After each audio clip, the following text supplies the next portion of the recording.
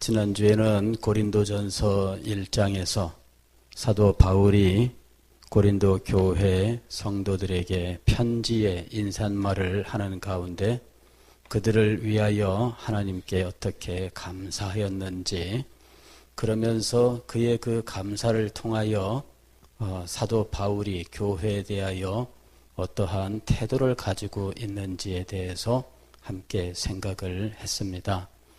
사도 바울은 우리 모두가 손가락질할 만한 많은 문제가 있었던 고린도 교회에 대하여 그는 결코 비난하거나 혹은 그 교회를 경시하거나 무시하거나 그런 태도를 갖지 않았습니다.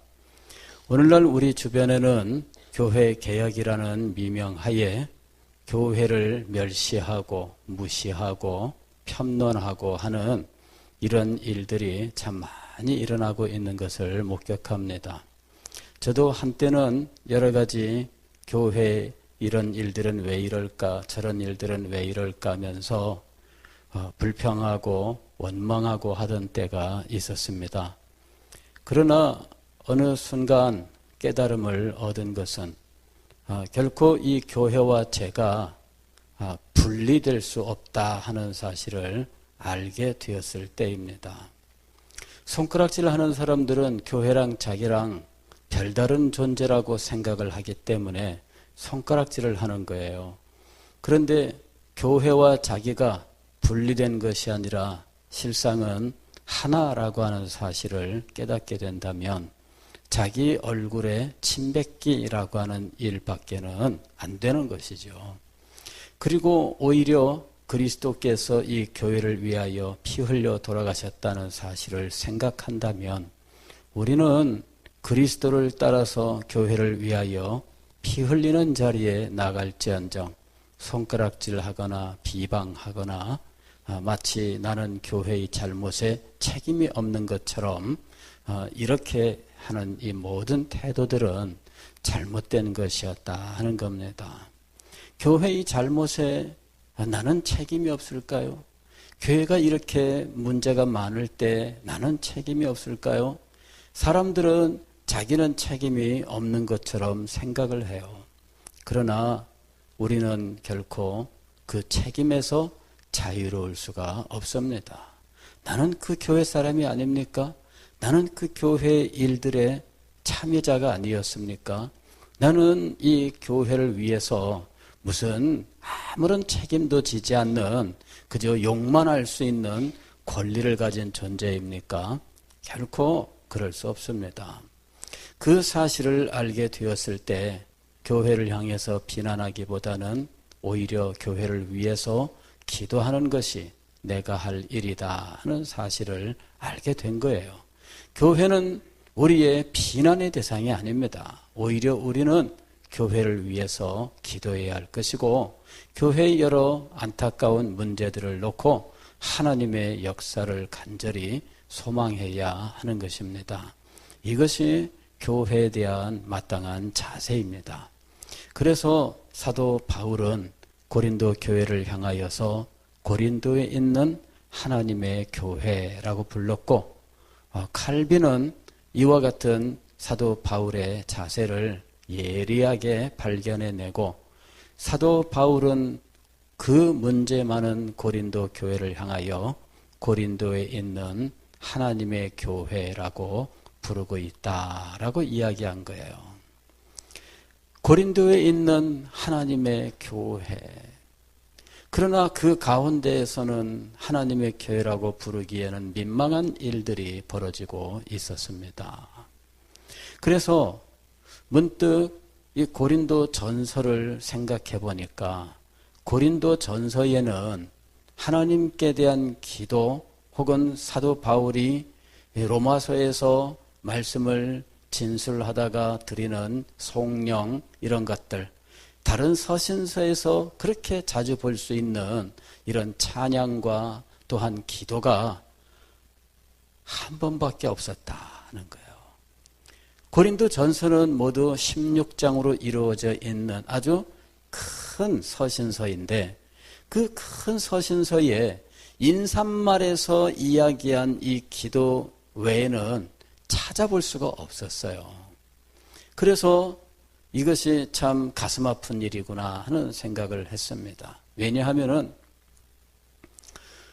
교회에 있는 이 문제들, 분열의 문제들, 혹은 십자가의 능력을 상실하는 문제들, 또 이런저런 서로 여러 가지 도덕적인 흠결 문제들, 많은 문제들이 있는데, 이런 것들을 사도 바울이 비난하는 것이 아니라 목회자로서 마땅히 가르치기 위하여서 이런 문제들을 지금 하나님의 뜻을 따라 말씀하고 있는데, 그런 것들을 가르치는 동안에 그 마음속에서는 찬양이 흘러나올 수 없었다 하는 것이었죠. 그 마음속에서 찬양이 나올 수가 없어요. 그 속에서 성령이 나올 수가 없습니다. 그 속에서 하나님께 대하여 소망 가운데 무슨 기도가 나올 수가 없었어요. 사도 바울의 마음속에는 안타까움과 얼마나 그 좌절과 실망과 온갖 감정들이 막 오고 갔겠습니까? 목회자로서 그가 개척했고 세워서 힘있게 만들어 놓았던 교회가 자기가 떠난 이후에 정말 처참한 모습으로 변화되었을 때, 이런 소식을 전해들었을 때에 사도 바울은 결코 마음속에 기쁨을 가질 수가 없었어요. 그리고 그 속에서 성령이 나올 수가 없습니다. 편지를 쓰는 동안에 그의 마음은 너무나 답답하고 안타깝기 짝이 없습니다. 그런 상황 속에서 어떻게 기도가 제대로 나올 수가 있으며 찬양이 제대로 나올 수 있겠습니까?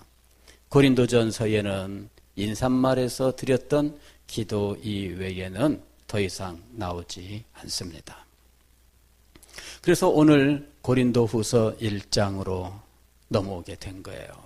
더 이상의 기도나 성령이 없습니다. 고린도후서에는 모두 3번의 기도가 있는데 2번은 환난과 고통에 대한 기도예요.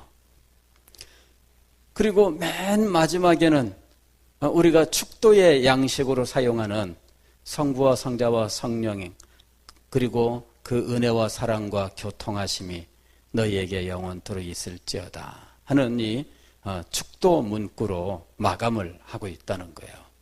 그래서 이 축도 문구를 빼고 나면 사도 바울은 고린도 후서에서는 그가 겪는 아픔과 고통, 환난과 괴로움, 이런 것들에 대한 기도를 드리고 있다 하는 거예요.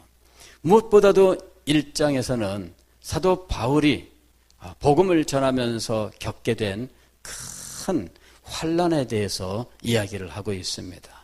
형제들아, 우리가 아시아에서 당한 환난을 모르기를 원치 않는다. 아시아에서 아주 큰 환난을 당했는데 어느 정도의 환난이었느냐 하면은 살 소망이 끊어지고, 이렇게 이야기를 해요. 살 소망이 끊어지고, 그 얘기는 뭐냐면은 사방이 꽉 막혀 있다는 이야기죠. 도무지 더 이상 어떻게 해볼 길이 없어요. 얼마나 이 상황이 위기의 상황인지. 그들은 많은 아픔과 고통을 겪고 절망 가운데 있었습니다. 살 소망이 끊어진 상황에서 그들은 결국 어떤 마음을 가졌느냐면은 사형 선고를 받은 줄 알았다. 그렇게 표현하고 있어요. 사형 선고를 받은 줄 알았다. 그런데 여러분, 그런 상황 속에서 사도 바울이 하나님께로부터 놀라운 은혜를 받습니다. 할렐루야. 이것이 오늘 우리가 읽은 이 3절로 5절까지의 말씀이에요. 오늘 말씀을 보면은 이렇게 되어 있습니다. 찬송하리로다. 그는 우리 주 예수 그리스도의 하나님이시요 자비의 아버지시요 모든 위로의 하나님이시며. 하나님을 찬송하리로다. 그는 이 서신서를 쓰면서 간단한 축복의 말씀을 한 이후에 바로 찬송하리로다라고 외칩니다. 찬송할 만한 무슨 제목이 있을까? 이 성경을 계속 읽어보게 되면 우리가 생각하는 찬송의 제목은 없어요. 뭔가 기쁘고 즐겁고 성공하고 그리고 뭔가 잘 풀리고 뭔가 큰 것을 성취하고 이런 것들이 아니에요. 그는 아시아에서 엄청난 환난을 당했고 그리고 살 소망이 끊어지고 사형 선고를 받은, 그러니 얼마나 고통스러운 가운데 있는지. 그런데 이런 사람이 지금 대뜸 찬송하리로다 이렇게 이야기를 하고 있는 거예요. 도대체 그가 그렇게 고통과 아픔과 환난과 핍박 속에서 살 소망이 끊어지고 사형 선고를 받은 줄 알았다 할 그러한 정도의 아픔 속에서 어떻게 이 찬송하리로다라고 외칠 수 있었느냐 하는 거예요. 그가 하나님 앞에 이 성령을 드리면서 하나님을 이렇게 표현하고 있습니다. 그는 우리 주 예수 그리스도의 하나님이시요, 그는 자비의 아버지시요, 그는 모든 위로의 하나님이시다. 그래요. 그리스도의 하나님, 예수 그리스도를 통해서 만나게 된 이 하나님, 그분은 자비의 하나님이에요. 여기 자비라고 하는 것은 하나님께서 자기 백성들을 끝까지 사랑하시고 자기 백성들에게 하나님께서 약속하신 모든 것들을 다 성취하시는 것을 의미해요. 이것은 히브리어 헤세드라고 하는 말의 번역입니다. 자비라고 하는 이 말은 하나님께서 자기 백성들을 향하여 가지신 이 언약의 사랑을 의미하는 거예요. 하나님은 그 약속하신 바를 변치 않으시고 반드시 이루시는 분이신데, 이 하나님께서 이와 같은 변치 않는 거룩한 성품으로부터 자기의 백성들을 사랑하고 자기의 백성들을 돌보시고 자기의 백성들을 인도하시는 겁니다. 자비의 하나님. 세 번째로는 모든 위로의 하나님. 하나님께로부터 위로가 오는데 가지 위로가 아주 다양하게 여러 가지 모양으로 지금 사도 바울에게 임하고 있습니다. 그래서 모든 위로라고 이야기한 거예요. 모든 위로라고 하는 것은 하나님의 위로의 모습이 다양하게 나타나요. 이 사람을 통해서 위로가 오고 저 사람을 통해서 위로가 오고 이런 상황 속에서 위로가 오고 이러면서 살 소망이 끊어지고 사형 선고를 받은 것만 같은 그 비참한 상황 속에서 하나님께서는 그에게 여러 가지 모양으로 위로를 주셨던 거예요. 그러면서 그는 마음속에 참 말로 표현할 수 없는 하늘의 신령한 은혜와 기쁨이 넘치게 되었는데, 우리의 모든 환난 가운데서 우리를 위로하셨다 이렇게 이야기를 해요. 그 위로 중에 하나는 무엇이냐면은 사도 바울이 고린도 교회에 고린도 전서 편지를 써서 보냈습니다. 그때는 참 암담한 심정을 가지고 너무너무 아픔과 고통 속에서 편지를 쓴 거예요. 어디 우리들도 마찬가지 아니에요? 사랑하는 자녀에게 뭔가 쓴소리를 할 때 이 쓴소리하는 것이 기쁜 사람이 어디 있겠어요? 그렇지 않겠습니까? 사랑하는 자녀에게 그가 잘못한 것이 있다 할지라도 그 잘못을 지적하는 것은 결코 기쁜 일이 아닙니다. 이 사도 바울이 목회자로서 그 성도들에게 편지를 써서 보낼 때 그들에게 있는 여러 가지 문제들에 대해서 하나하나 지적하면서 이렇게 해서는 안 된다 쓰고 있는데 그게 결코 기쁜 것이 아니에요. 그걸 써서 보내놓고도 마음속에 얼마나 아팠겠어요? 그런데 이 편지를 가지고 갔던 사람들이 나중에 돌아와서 고린도 교회 성도들의 반응을 사도 바울에게 이야기해 주는데, 이 사람들이 이 편지를 받고 마음속에 찔리고 너무너무나 아파하면서 회개하고 뉘우치더라 하는 말을 와서 전해준 거예요. 그러니 이 편지를 보내놓고 얼마나 가슴 아파했는지, 누구에게 그것을 비록 그 말이 옳다 할지라도 그 지적상 그거를 말하는 것은 결코 마음에 편치 않아요. 그런데 이것을 저쪽에서 정말 달게 듣고 자기가 잘못했노라 하면서 자기를 오히려 회개하면서 새로워지는 어떤 계기로 삼아서 정말 하나님의 은혜를 더 간절히 구하는 자리로 나가면, 그러면 마음속에 얼마나 위로가 되겠어요. 그래, 정말 이런 속에서도 하나님께서 역사하셨구나. 그런데 이것과 정반대의 반응이 나타나면 어떻게 될까요? 지는 뭐 잘한 거 있다고 나한테 지적질이야. 그러면 여러분 어떻게 하겠어요? 예?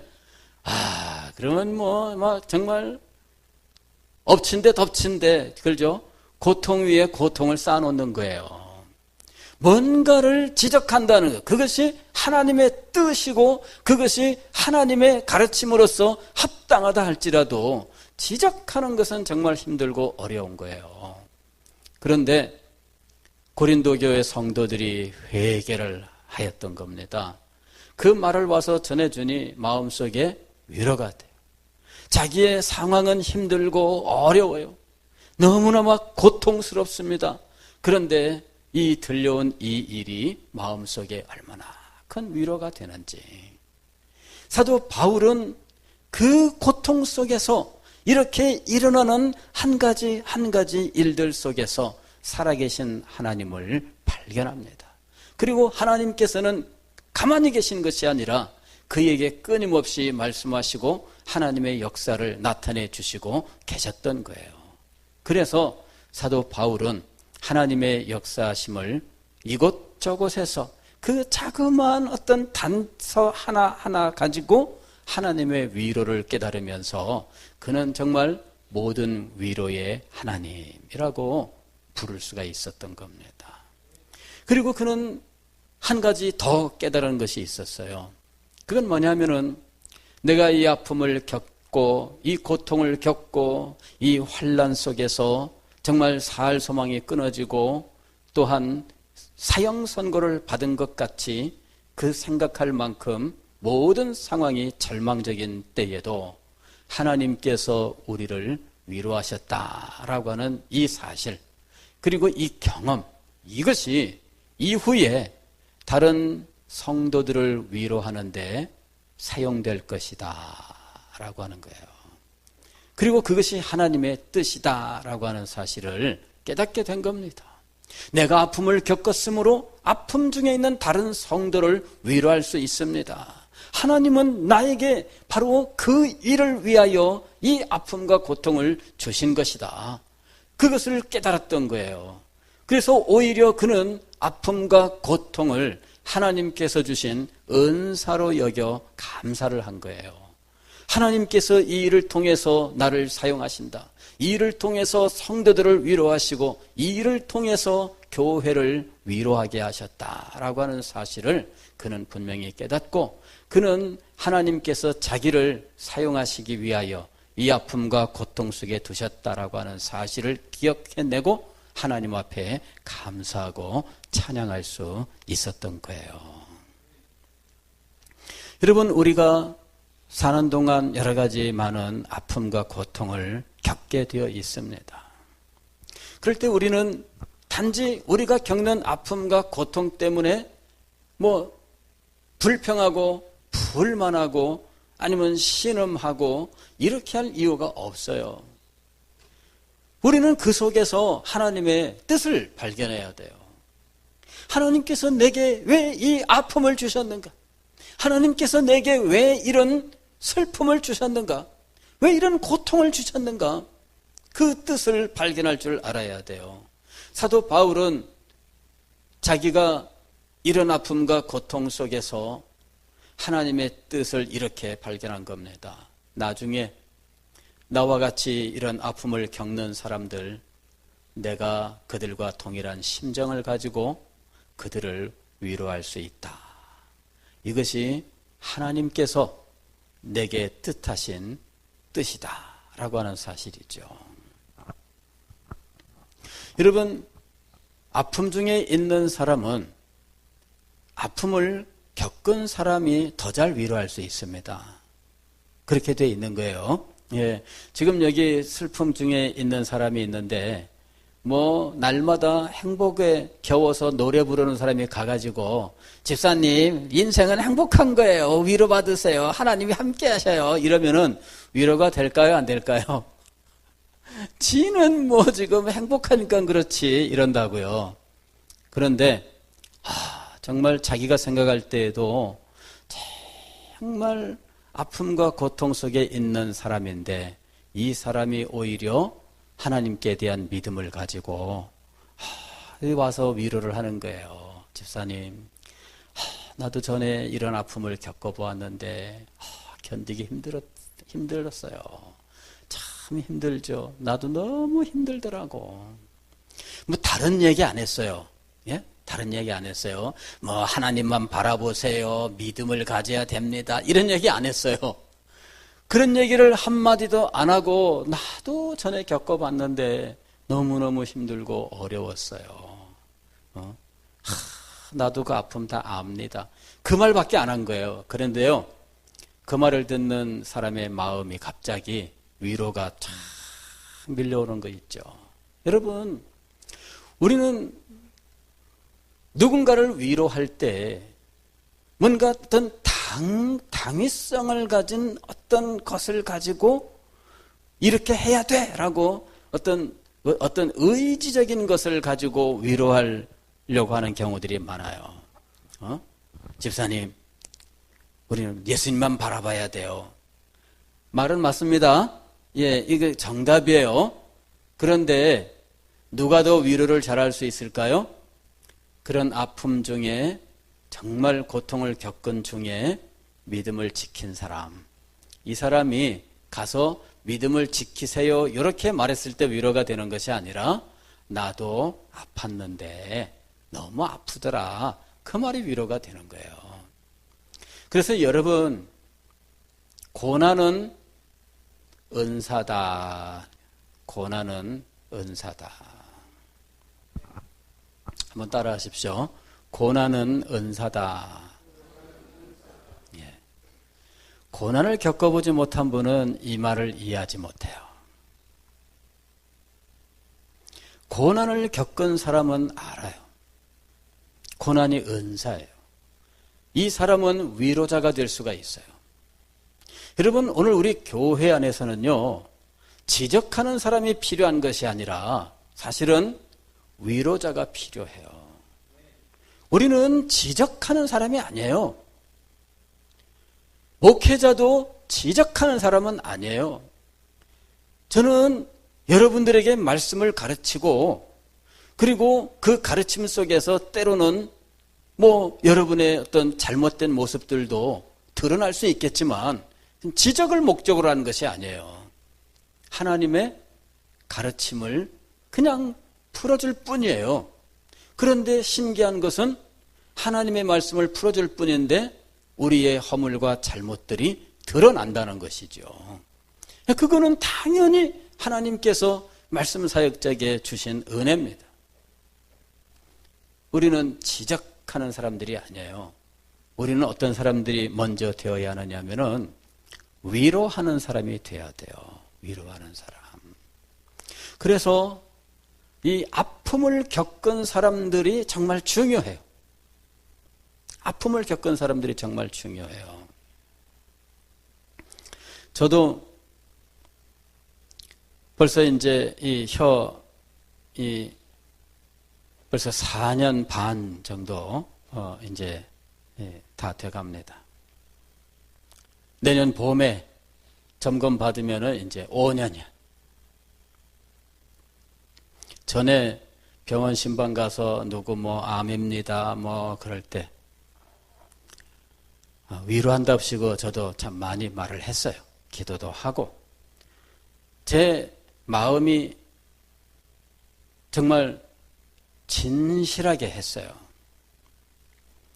가서 기도하고 나오면서 신방대원들하고 얼마 못 가겠죠, 힘들겠죠, 이런 말 초창기에는, 목사 안수 받고 초창기에는 그런 말들을 했어요.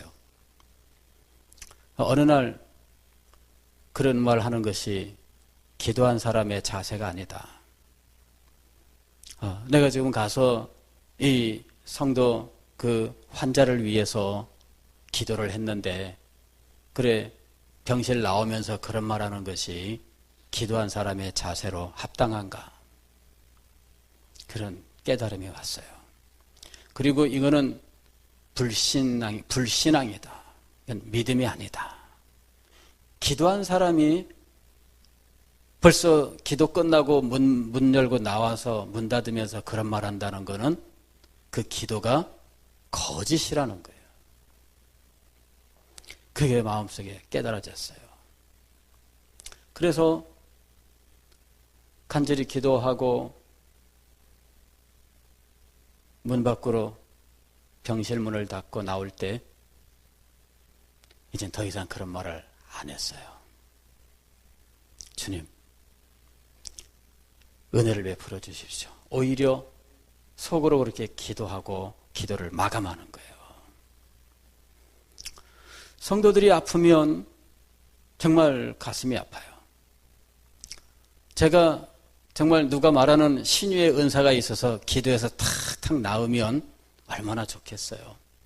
그래서 저는 다른 은사는 하나도 부럽지 않았는데 성도들의 아픔을 보면서 신유의 은사는 정말 부러웠어요.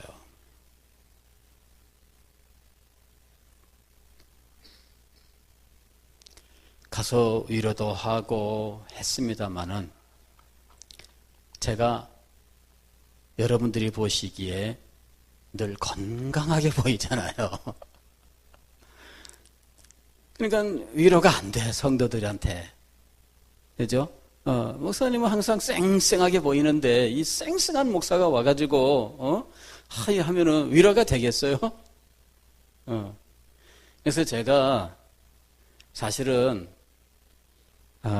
그 일을 당하고 난 다음에 주님 앞에 감사를 드렸어요.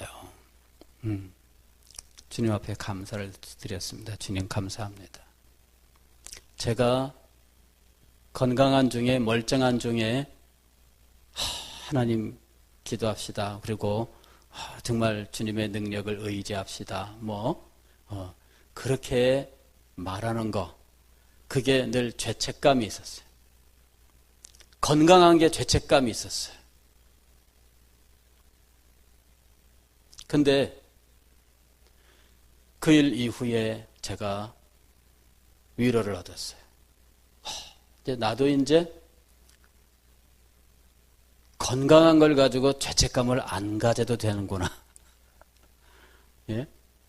여러분, 이거 진심입니다. 실제 제 마음속에서 일어난 일이에요. 목회자로서 성도들의 아픔에 동참하고 함께하고 싶은 거예요.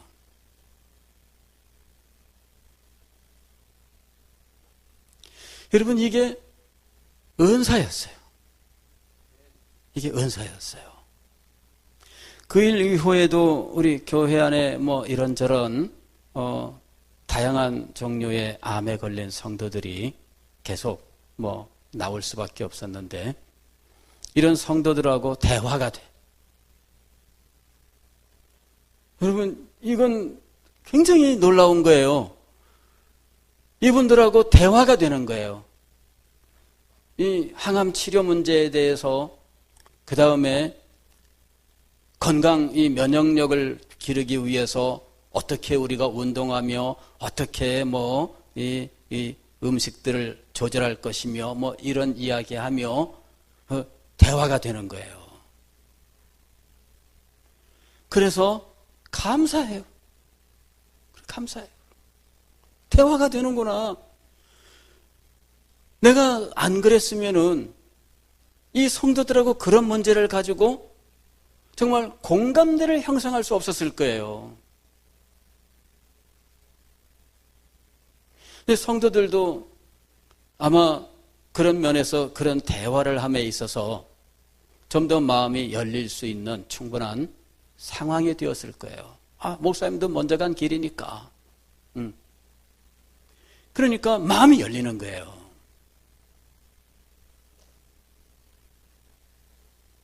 여러분, 고난은 은사예요. 하나님께서 그를 사용하신 증거예요. 하나님께서 내가 너를 들어 사용하겠다. 하나님의 뜻을 가르쳐 주시는 거예요. 사도 바울은 그걸 봤어요. 그래서 이렇게 이야기하는 겁니다. 우리의 모든 환난 중에서 우리를 위로하사 우리로 하여금 하나님께 받는 위로로서 모든 환난 중에 있는 자들을 능히 위로하게 하시는 이시로다. 하나님은 바로 고난을 우리에게 은사로 주셔서 우리가 서로 위로하고 서로 격려하고 위하여 기도하고 함께 설 수 있도록 하셨습니다. 이것이 하나님의 뜻이에요. 오늘 여러분들은 남들에게 말하지 못하는 아픔과 고통 중에 있을 수도 있습니다.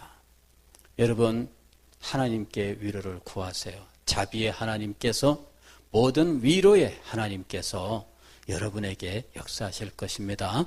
그런데 단지 여러분의 마음에 위로를 주고 여러분의 삶을 회복시키는 정도가 아니라 그 경험을 가지고 다른 성도들을 위로하고 도울 수 있도록 하나님께서 역사하십니다. 섬김을 위하여 내가 하나님께 지금 연단받고 있다라고 하는 사실을 기억하시고, 하나님, 저를 사용하여 주옵소서. 주님, 저를 사용하여 주옵소서. 이렇게 주님 앞에 기도하시면서 주의 손에 붙들려 쓰임받는 우리가 될 수 있기를 주의 이름으로 축원합니다.